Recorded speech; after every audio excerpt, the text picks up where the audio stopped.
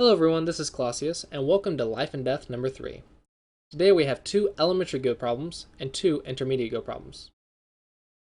Remember, pause the video and try and solve the problems that are your level on your own first before seeing the solution. Have you paused the video? Alright, let's take a look at the solution. So here, at A, White is trying to live. White needs 2 eyes. White has 1 eye at A19, and he needs a second eye. So let's see what happens if we try reducing the eye space first. Here. Well now, White simply blocks and easily has 2 eyes. So this isn't good enough. So let's try applying the concept, my opponent's Vita point is my Vita point. So my opponent played here. So what happens if I play here? Now, our opponent's obviously going to try to cut us off here and capture the black stone. If we simply play normal, then White will connect here. Here, White has 2 eyes. So this isn't good enough. Our follow-up is actually to cut this white stone here. Now, White will capture. You can see this move actually creates a false eye. Because when Black plays here, the stone is an Atari, and it will force White to connect on the inside later.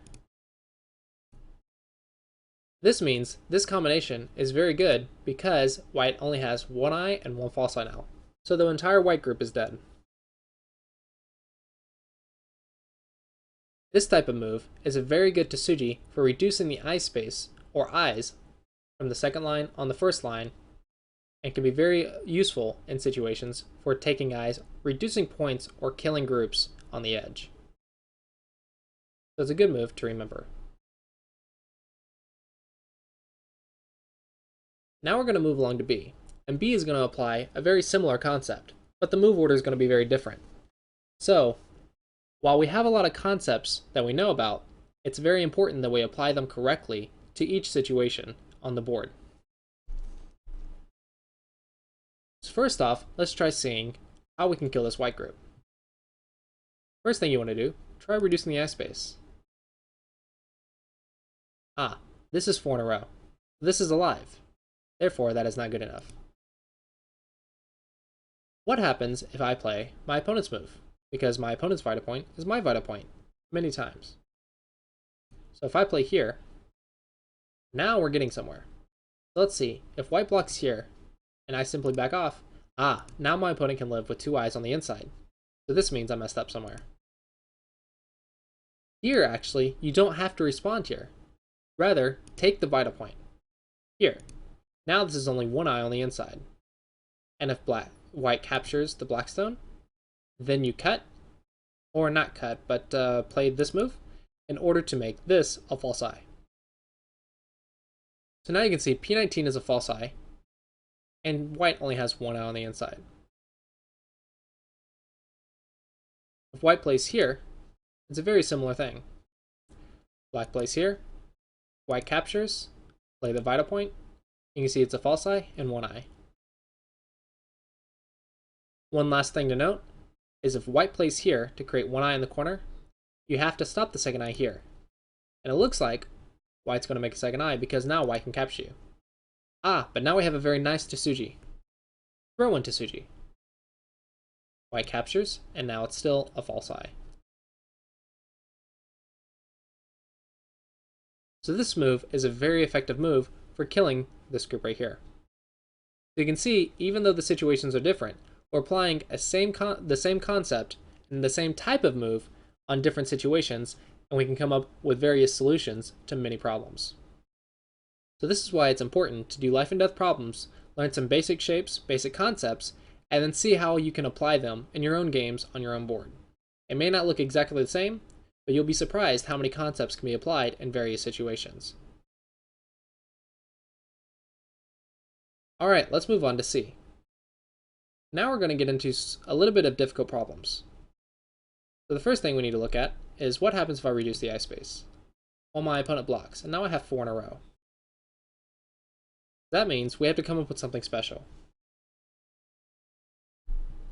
What happens if I play here? Well, our opponent blocks. Now, there's nothing I can do, it's 2 eyes. So, what happens if I play here? Well, our opponent can't really do anything else. We go here, black goes here, this is going to live. Black goes here, now we're in trouble. Because the only thing we can do to make a second eye is here. But this is going to be a ko. Now white is in a lot of trouble. So white has to play here. Do you see a move? The move is actually here. Because white cannot block here because it's self-Atari. Therefore, white must take here. But now black can simply connect. And this is a false eye and 1 eye, so white is dead. Therefore, this move is a very nice move for making a ko against white. Remember, our opponent might not necessarily play the variation that kills him, but rather he might at least resist with a ko. The only other move white could try is this type of move, but black will simply play here. Therefore, the best solution for white is to play this one. Black plays here. Make a ko in the corner. Many of you may ask, why not play somewhere else?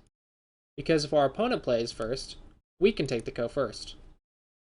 This would be a very smart way of thinking to see who's going to take the ko first or who's going to start the ko. But actually it's a mistake, because black will not play b1. Black will play a1.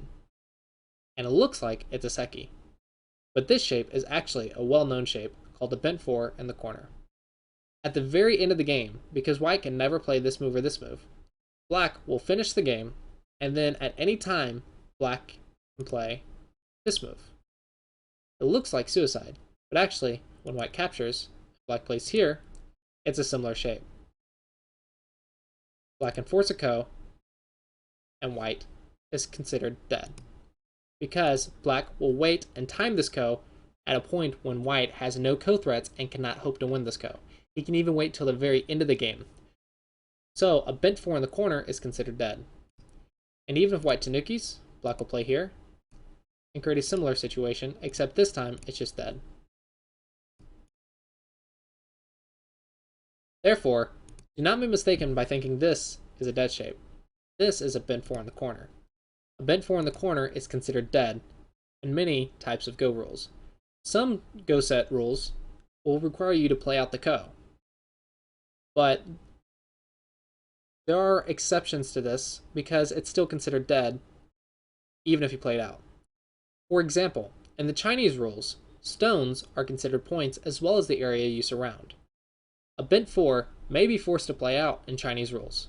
However, since stones are points, you can actually go fill all the ko threats in your own territory before starting this ko. Here.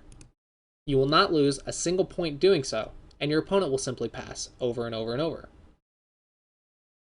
Therefore, once you fill all the ko threats without losing any points at the end of the game, you can then start this ko, and your opponent will have no choice but to give up this group, because this group will die because white has no ko threats. In a similar situation, you can look at the American Go Association's rules. In the American Go Association, it actually costs 1 point to pass. Therefore, at the end of the game, you can leave the situation as is, and when you go to fill in your own points, you fill in a ko threat, you lose 1 point. Your opponent passes 1 point. Therefore, the score does not change while you're filling all the ko threats. And then, after you fill all the ko threats, you can start this bent 4 in the corner, and white will die. This means that if white tanukis, white's going to die. So white is forced to start this ko immediately. And now white has to fight a ko fight for his corner.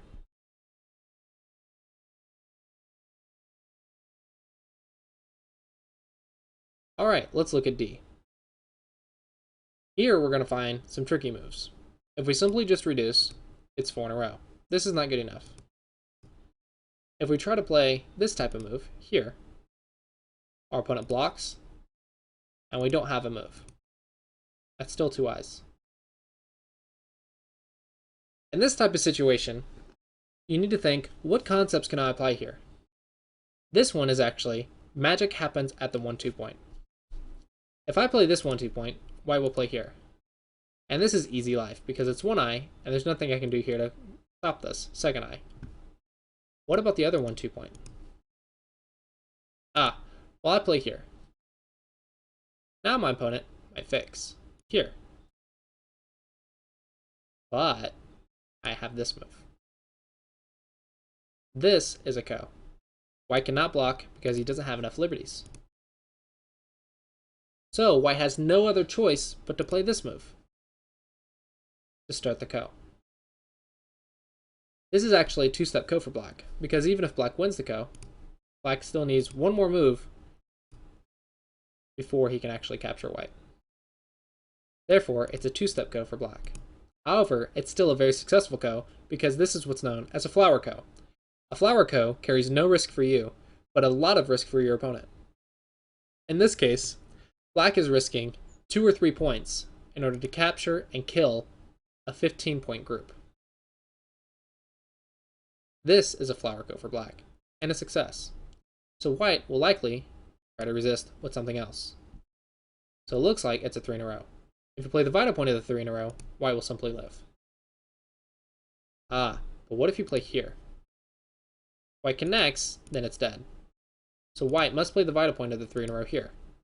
But now you take, and now it's another flower ko for black.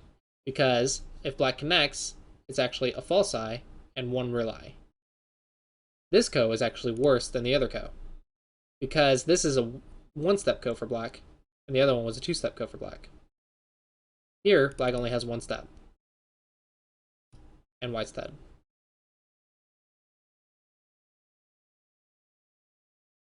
I would like to hope I'm not messing up the steps. One step means one move, and 2 steps means 2 moves in order to kill the group. If I am mistaken, please correct me in the comments below so others will know for future reference. And I would also like to know if I'm mistaken. However, I do believe that is the concept. 1 step kills it, and 2 steps kills it. So 1-step ko requires 1 move to kill it, 2 steps require 2 moves. I think that is the concept. If I am mistaken, I apologize, and please see the comments below to double check that I'm correct. However, this is the solution. Here, we applied the concept, magic happens at the 1-2 point. It requires very accurate reading and a very good understanding of making kos in the corner. For some players, it may be difficult to see, because it's very difficult to make a ko in the corner if you are not familiar with the common shapes. So, I recommend doing several types of these problems where you can make a ko in the corner and get familiarized with yourself with these shapes, so that way your opponent cannot play them against you and you will not be caught off guard, and you can probably catch your opponent off guard by playing it against them. Okay, thanks for watching everyone. I hope you found this video helpful. And if you like what you see, please consider subscribing. It really helps me out. Alright, thanks for watching, and I will see you guys in the next video. Thanks for watching this video. If you would like to see more content, or get notified for early releases, please consider becoming my patron on patreon.com/Glossius. This helps support me as a Go instructor and helps release more content. Thanks to everyone who supported my teaching, and see you guys next time.